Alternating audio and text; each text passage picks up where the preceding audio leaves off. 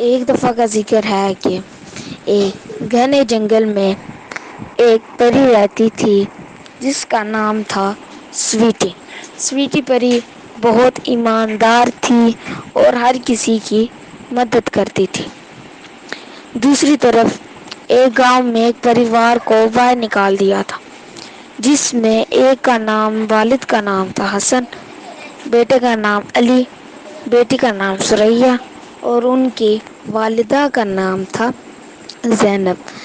یہ غریب گھرانے کو گھر سے باہر نکال دیا گیا تھا تاکہ وہ کوئی کام نہیں کرتے تھے۔ انہوں نے شہر میں بہت کام ڈھونڈا اور ان کو نہیں ملا۔ پھر وہ شہر میں دوبارہ انہوں نے اپنی قسمت آزمائی۔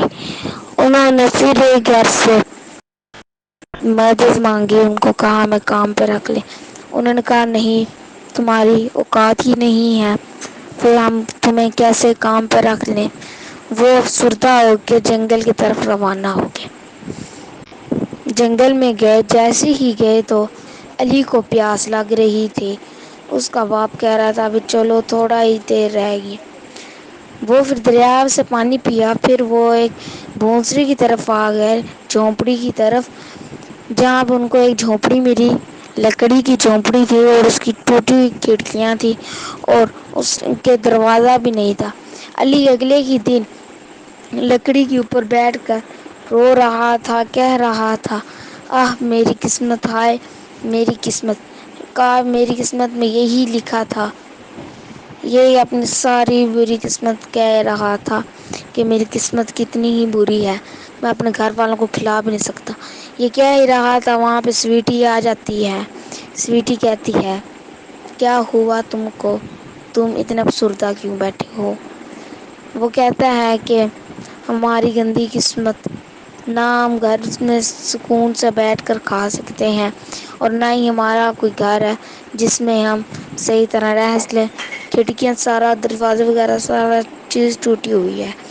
وہاں پہ کہتی سویٹی چلے جاتی ہے تو دیکھتی ہے کہ کتنا پھٹا گھر اور ان کے کپڑے بھی پھٹے ہوئے۔ وہاں سے سویٹی کے آنسو نکل آتے ہیں۔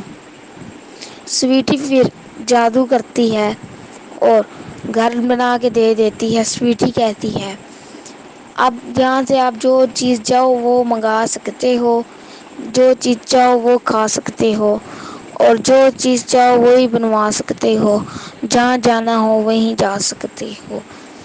دوستو، اس کا نتیجہ یہ نکلتا ہے کہ محنت میں عظمت ہے۔ محنت کے بغیر آج تک کوئی بھی کامیاب نہیں ہوا ہے۔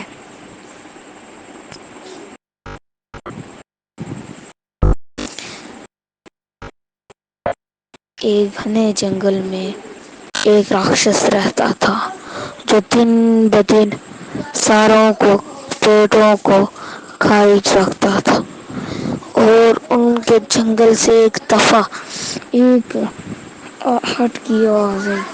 وہ اڑ رہی تھی وہ آہٹ، وہ اڑ رہی تھی تو سارے اسے دیکھ کر ڈر جاتے ہیں۔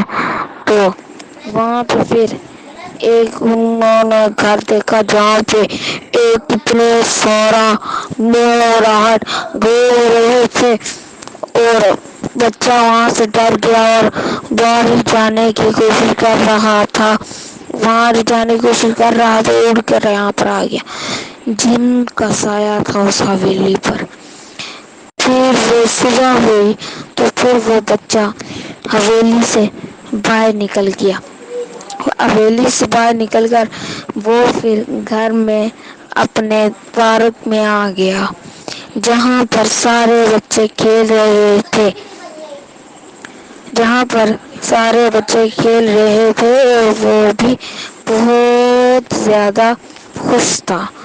اور جیسے ہی اگلی رات آئی تو وہاں پہ ویسے ہی جن آ گیا، آہٹ آ گئی اور آہٹ کہتی جاؤ چلیں اگلے